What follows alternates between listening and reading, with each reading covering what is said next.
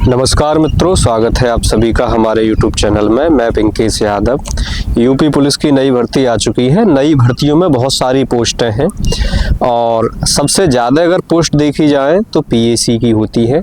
तो आज हम लोग बात करने वाले हैं पीएसी के बारे में कि पीएसी क्या होता है, पीएसी का क्या कार्य होता है, कैसी ड्यूटी होती है पीएसी की। बहुत सारे संदेह हैं, आम जनमानस में बहुत सारे संदेह हैं, क्योंकि पीएसी की जो बटालियनें होती हैं वो बटालियन 33 बटालियन है उत्तर प्रदेश में, और आम व्यक्ति है वो समझ नहीं पाता है कि पीएसी किस तरीके से कार्य करती है। तो बहुत सारी भ्रांतियां भी हैं पीएसी को लेकर। जो नए छात्र हैं जो आवेदन कर रहे हैं कि पीएसी से हम सिविल में जा सकते हैं, कहाँ क्या कर सकते हैं, वो पूरा संदेह आज स्पष्ट हो जाएगा, एक एक चीज़ स्पष्ट हो जाएगी। पीएसी के बारे में यदि मैं बताऊं तो ये प्रांतीय सशस्त्र बल होता है, जो राज्य की आर्मी हम एक तरीके से इसको कह सकते हैं। खास करके उत्तर प्रदेश में इसकी 33 बटालियन है। 33 बटालियन के साथ में 3 जोन है, इसके 7 सेक्टर हैं और 273 कंपनियां हैं। 33 बटालियन जो होती हैं, जैसे कि अलीगढ़ में 2 बटालियन है, कानपुर में बटालियन है, गाजियाबाद में 2 बटालियन है। इस तरीके से है। कई ज़िले ऐसे हैं जिनमें कोई बटालियन नहीं है, जैसे कि एक ज़िला है फिरोजाबाद में कोई भी बटालियन नहीं है। अब क्या इनका सिस्टम होता है, वेतन इनका कैसे होता है, इन सारी चीज़ों पर मैं बातचीत आप लोगों से करना चाहूँगा। आप इतना समझ ही चुके हो कि 33 बटालियन होती है और 33 बटालियन संपूर्ण उत्तर प्रदेश को उत्तर प्रदेश की जो शांति व्यवस्था होती है या उत्तर प्रदेश में जो भी ड्यूटी की डिमांड होती है, किसी बाहरी राज्य में चुनाव होता है, वहाँ पर यहीं से भेजा जाता है। तो मैं जैसे कि आपने इसमें फॉर्म ऑनलाइन किया। फॉर्म ऑनलाइन करने के पश्चात यदि आपको पीएसी मिलती है तो आपकी जो आरटीसी है संभवतः कोशिश की जाएगी कि वो पीएसी बटालियन में हो, लेकिन पीएसी बटालियन में इतनी बटालियन है नहीं, जवान बहुत सारे ज़्यादा हो जाते हैं, लोड अधिक हो जाता है, तो रिजर्व पुलिस लाइन में भी इनकी ट्रेनिंग कराई जाती है। 9 महीने की आरटीसी होती है, 21,700 मूल वेतन होता है जो एक सामान्य सिपाही का होता है, सिविल पुलिस वाले का। 9 महीने की आरटीसी करने के पश्चात 1 महीने का व्यवहारिक कोर्स होता है। लगभग कुल मिला के आपकी 10 महीने की ट्रेनिंग ये बनती है। ट्रेनिंग के पश्चात आपको अलॉट होती है बटालियन। अब जैसे बटालियन आपके ज़िले के नज़दीक जो बटालियन होगी वो आपको मिलेगी। आपके ज़िले में यदि कोई बटालियन है वो बटालियन आपको नहीं मिलेगी। आपके नज़दीकी ज़िले में जो बटालियन है वहाँ आपको पोस्टिंग मिलेगी, वो आपके लिए हो गया हेडक्वार्टर। वहाँ आपकी आमद रहेगी।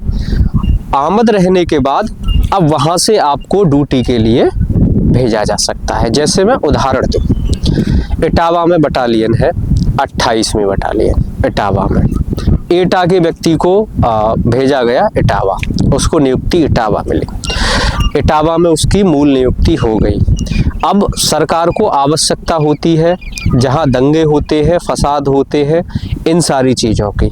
एक बटालियन में 9 कंपनियां होती हैं और एक कंपनी में लगभग 100 से 150 तक के जवान होते हैं, और ये सर्किल में सारी चीज़ें चलती हैं। ए कंपनी, बी कंपनी, सी कंपनी, डी कंपनी, ई कंपनी, एच कंपनी, आई कंपनी, इस तरीके से इनकी कंपनियां होती हैं। तो जैसे इटावा बटालियन है, इटावा बटालियन में 9 कंपनियां आपकी हो गई। अब उन कंपनियों के मूवमेंट फिक्स होते हैं। 2 महीने आपको ड्यूटी देनी पड़ेगी आगरा ताजमहल पर, 2 महीने आपको ड्यूटी देनी पड़ेगी आसपास के ज़िले में। 2-2 महीने के इनके मूवमेंट फिक्स होते हैं। मुझे 1-2 बटालियन के मूवमेंट पता है कि उसके मूवमेंट कहाँ कहाँ होते हैं, सारी बटालियनों के मूवमेंट मुझे पता नहीं है। तो 2 महीने आपको यहाँ, 2 महीने दूसरे मूवमेंट पर, 2 महीने तीसरे मूवमेंट पर, इस तरीके से होता है। जैसे 38 बटालियन है खास करके अलीगढ़ में आपकी, उसके मूवमेंटों के बारे में मुझे जानकारी है। पहला मूवमेंट उसका होता है हाथरस के लिए, दूसरा मूवमेंट आगरा के लिए, तीसरा मूवमेंट फिरोजाबाद के लिए, चौथा मूवमेंट उसका एटा के लिए, और एक मूवमेंट उसका लखनऊ के लिए, जो हाउस गार्ड होती है खास करके। इस तरीके के 2-2 महीने के सर्किल में ये जवान रहते हैं उनकी ड्यूटियां रहती हैं। 2 महीने आपको बटालियन में केवल आप 2 या 3 महीने ही रह सकते हैं, इसके बाद आप बाहर रहते हैं। अब बाहर रहते हैं, उसका कुछ एक्स्ट्रा चार्ज मिलता है, बिल्कुल उसका TADA मिलता है आपको।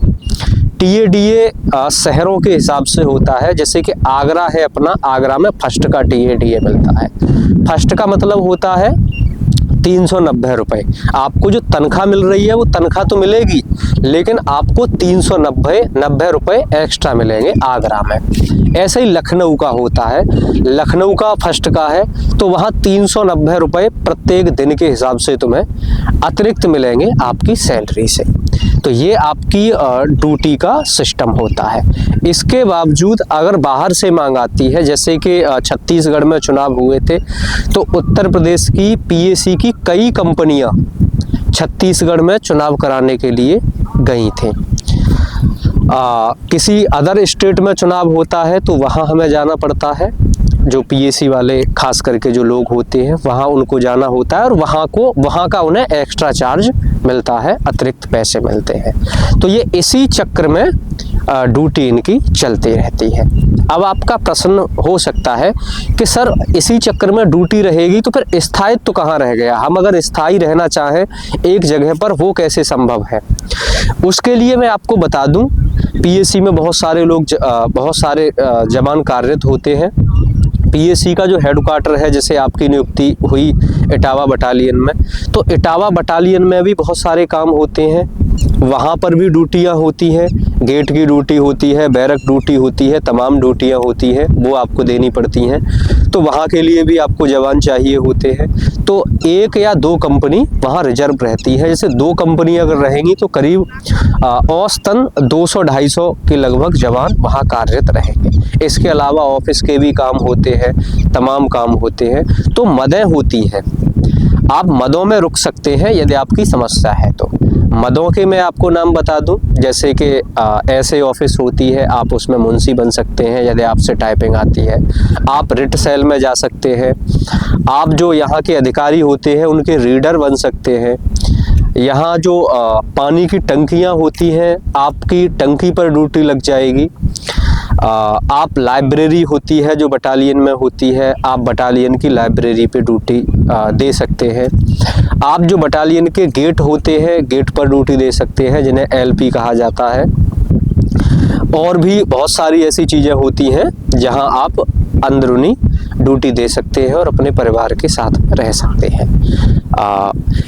इन सारी ड्यूटियों के लिए आपके पास आपको टाइपिंग आनी चाहिए, कंप्यूटर की जानकारी आनी चाहिए, तभी आप संभवतः यहाँ रुक सकते हैं, केवल 1-2 मदों को छोड़कर, जैसे लाइब्रेरी वगैरह हुई। हालांकि कैंटीन भी जो होती है, कैंटीन के लिए भी आपको टाइपिंग आनी चाहिए। तो जो टाइपिंग आती है, जिन पर कंप्यूटर कार्य में दक्ष हैं, वो लोग आराम से रुक जाते हैं और अपने परिवार के साथ में रहते हैं। इसके बाद फिर आपका संदेह हो सकता है कि सर ये बताइएगा कि जैसे हम अगर PAC में लगे, इसके बाद हमें अगर सिविल में जाने का क्या मौका होता है, SSF में हम लोग कैसे जा सकते हैं, हम कहाँ जा सकते हैं? तो 2 वर्ष तक तो आप कहीं नहीं जा सकते। आप अगर आपकी नौकरी लगी है, ट्रेनिंग करने के बाद आए हैं, तो 2 वर्ष तक तो बहुत मुश्किल है कहीं पर जाना। 2 वर्ष के बाद मांग आती है। पहली मांग का मैं जिक्र करता हूँ यातायात पुलिस का। आप यातायात पुलिस में जा सकते हैं। यातायात पुलिस के लिए आपकी 170 सेंटीमीटर लंबाई होनी चाहिए, और वजन का इतना कोई वो नहीं है, लेकिन लंबाई आपकी 170 सेंटीमीटर होनी चाहिए। मेडिकल आपका A ग्रेड का होना चाहिए, जो कि लगभग सभी का हो जाता है जो UP पुलिस में या जो PAC में लग के आते हैं। उसके बाद आप यातायात पुलिस में जा सकते हो। उसके बाद एक BDS का कोर्स होता है, आप BDS में जा सकते हैं, बॉम्ब डिस्फ्यूजल कोर्स, जहां बॉम्ब को डिस्फ्यूज करना सिखाया जाता है। आप BDS के कोर्स में जा सकते हैं। इसके अलावा आप सेल टैक्स में जा सकते हैं, सेल टैक्स भी अवसर है। आप AP में जा सकते हैं, यानी जिला पुलिस में जा सकते हैं। अब आपका प्रश्न हो सकता है कि जिला पुलिस से तात्पर्य क्या है? जिला पुलिस से तात्पर्य ये है, आपकी पोस्टिंग रिजर्व पुलिस लाइन में होगी, न कि किसी थाने में। तो पहली बात, PAC वाले अपने अंदर से ये भ्रम निकाल दें कि हमें सिविल वालों की तरह से ड्यूटी करने को मिलेगी, कि सिविल वाले थाने पर रहते हैं, गांव में घर पर जाते हैं, उन्हें चौकियों पर पोस्टिंग मिलेगी। इस तरीके से तुम्हें पोस्टिंग नहीं मिलेगी। तुम अगर पीएसी से सिविल में जाते हो तो तुम्हें रिजर्व पुलिस लाइन में रखा जाएगा और तुम्हारा मुख्य काम होगा रिजर्व पुलिस लाइन में खास करके कैदियों को ले जाना, लेके आना, ले जाना, उन्हें कोर्ट में पेश कराना। और रिजर्व पुलिस लाइन का ये भी काम होता है, जैसे अगर जिले में दंगा हो गया और पीएसी बाद में आ रही है तो पहले रिजर्व पुलिस लाइन से जवानों को भेजा जाएगा। वो जवान रिजर्व में रहते हैं, लेकिन वो काम नहीं करते जो सिविल पुलिस करती है। थाने का काम, विवेचना करना, ये काम नहीं करते। वो रिजर्व पुलिस लाइन में रहते हैं रिजर्व के रूप में। उसको हम बोलते हैं पीएसी से सिविल में आ जाना। तो इस तरीके से वो सिविल में आते हैं, लेकिन मूल रूप से जो सिविल का काम होता है थाने का, चौकी का, वो पीएसी वाले कभी नहीं कर सकते। अभी तक ऐसा ही है जो मैंने आपको बताया है। इसके अलावा और भी बहुत सारी मांगे होती है जहां आप जा सकते हैं। आप कमांडो कोर्स में जा सकते हैं, आप एनएसजी में जा सकते हैं, आप एसटीएफ में जा सकते हैं, लेकिन आप जा तब सकते हैं जब आपकी 2 वर्ष की नौकरी पूर्ण हो गई हो। अब आई बात पीएसी के ऊपर। ये तो आपका आना जाना रहा, और यदि कोई आने जाने को लेकर और भी प्रश्न हो तो आप मुझे कमेंट सेक्शन में पूछ सकते हैं। ये भी होता है, मैं आपको बता दूं, हाँ एक मद और है, जैसे मैं आपको बता दूं, यहाँ से आप जो टाइगर सुरक्षा बल होता है उसमें भी जा सकते हैं। और भी बहुत सारे ऐसे मांगे आती हैं, हर महीने लगभग मांगे आती रहती हैं बाहर जाने की। अतिरिक्त बल में जीआरपी में आप लोग जा सकते हैं, आप जीआरपी में भी जा सकते हैं। ऐसी बहुत सारी मांगे होती हैं जहां आप जा सकते हैं। तो लेकिन आपकी नौकरी 2 वर्ष की पूर्ण होनी चाहिए, ये इसकी बाध्यता होती है। इसके अलावा आपका प्रश्न ये है कि पीएसी में पढ़ाई के लिए समय मिलता है, ड्यूटी कितने घंटे फिक्स होती है। तो मैं आपको बता दूं, पीएसी में कई तरीके से ड्यूटी होती है, खास करके शिफ्ट में ड्यूटी होती है आपकी। जैसे 2 घंटा ड्यूटी 6 घंटा रेस्ट, 2 घंटा ड्यूटी 6 घंटा रेस्ट, इस तरीके का भी कार्य होता है। कहीं कहीं ऐसी जगह होती है जहां इकट्ठी आपको 8 घंटे ड्यूटी देनी पड़ती है, वरना अधिकतर ड्यूटी आपकी इसी तरीके की होती है। 2 घंटे ड्यूटी 6 घंटे रेस्ट, 2 घंटे ड्यूटी 6 घंटे रेस्ट, इस तरीके का आपका काम होता है। आपको पढ़ाई के लिए प्रॉपर समय मिल जाता है। ड्यूटी में मैं अधिकतम आपको बता दूं 8 घंटे से ज़्यादा आपकी कभी भी ड्यूटी नहीं लगेगी, किसी विशेष केस को छोड़कर। कि मान लो कभी ऐसी ही स्थिति बन जाए कि मान लो कि मुठभेड़ हो रही है और सामने अपराधी हैं और आप भी हो उसमें, तो वहाँ आपको रहना पड़ेगा। जैसे कि एक ऐसा ही केस हुआ था, उसमें 24 घंटे लोगों ने तक ड्यूटी की, तो ऐसी स्थिति बन जाती है। वरना 8 घंटे से आपको कभी भी ड्यूटी नहीं ज़्यादा देनी होगी। 8 घंटे के बाद आपको कोई दिक्कत नहीं है किसी भी तरीके की। पीएसी का यदि मैं बात करूं, सकारात्मक बिंदु ये है, इसमें कम ड्यूटी है, ज़्यादा तनाव है नहीं, नौकरी फंसने के बहुत कम चांस होते हैं, और आपका जनता से सीधा ज़्यादा संपर्क होता नहीं है। आपको जहां आदेश मिलता है वहां आपको काम पे लगाया जाता है। तो ये पीएसी का एक सकारात्मक बिंदु मैं मान सकता हूं। नकारात्मक बिंदु मैं इतना मान सकता हूं पीएसी का कि पीएसी में आप एक जगह स्थायी नहीं हो। आप 2 घंटे 2 महीने आपको यहाँ, 2 महीने अलीगढ़ में, 2 महीने हाथरस में, 2 महीने आगरा ताजमहल पर, इस तरीके से आपको ड्यूटी देनी पड़ती है। महाकुंभ में आप चले गए, कोई और इसी प्रकार का उत्सव है उत्तर प्रदेश में, वहाँ आपकी ड्यूटी लग गई। तो एक सर्किल में ये लोग रहते हैं, ये एक नकारात्मक बिंदु हो सकता है। बहुत सारे लोग ऐसे भी हैं कि इसे सकारात्मक मानते हैं। और भी जैसे यदि आप स्पोर्ट में खेलना चाहो तो आपको कहीं नहीं जाना पड़ेगा। यदि आप स्पोर्ट में अच्छे खिलाड़ी हो तो आप यहाँ से खेलिए, यहाँ खेलने के बाद आपको लखनऊ 35वीं बटालियन में इकट्ठे हो जाते हैं, वहाँ फिर आपको वहीं रहना है, केवल स्पोर्ट के लिए खेलना है। स्पोर्ट में बहुत सारे अवसर हैं पीएसी में, यदि मैं आपको बता दूं, यदि आप थोड़े से भी अच्छे खिलाड़ी हो या खिलाड़ी नहीं हो, लेकिन आप सीखने की क्षमता रखते हो या आप सीख सकते हो, तो आप बिल्कुल स्पोर्ट में भी जा सकते हो। तो इस तरीके से मैंने आपको पीएसी के बारे में बताया। बहुत सारे संदेह अब भी आपके अंदर रह सकते हैं। मैं आपको बता दूं, आपकी जो नियुक्ति होती है पीएसी में, वो नज़दीकी ज़िले में रहती है जहां आपकी पीएसी बटालियन होती है। यदि आप मान लो आप फिरोजाबाद ज़िले के हैं तो आपकी नियुक्ति, मूल नियुक्ति फिरोजाबाद ज़िले में नहीं होगी, उसका कारण है क्योंकि फिरोजाबाद में पीएसी की बटालियन यदि होगी, वैसे फिरोजाबाद में नहीं है, तो जो बगल वाला आपका ज़िला होगा वहीं पर आपको पीएसी में मूल नियुक्ति मिलेगी। दूसरा प्रश्न, क्या सर हम इस बीच में अपने घर के आसपास भी ड्यूटी दे सकते हैं? बिल्कुल। पीएसी वालों का मैंने देखा है कि घर से 2-2 किलोमीटर दूर अपने ही थाने पर ड्यूटी देते हैं।